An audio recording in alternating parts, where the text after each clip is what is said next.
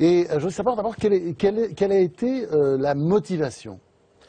Moi, ce qui m'intéresse, est-ce qu'on débat avec ce type qui, quand même...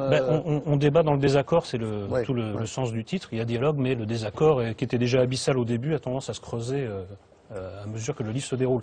Mais moi, ce qui m'a intéressé, c'est le parcours politique de Soral. 7 ans au PC, et il finit chez Le Pen. Or, on parle de pensée unique.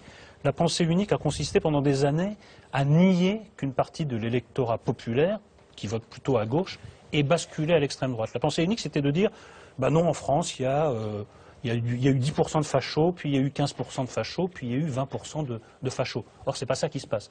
Il y a toute une partie de l'électorat qui votait à gauche, qui vote pour l'extrême. Il y a eu un divorce à partir des années 80 entre le peuple et la gauche. Le problème avec la pensée unique, c'est qu'elle fait obstacle entre la réflexion et la réalité.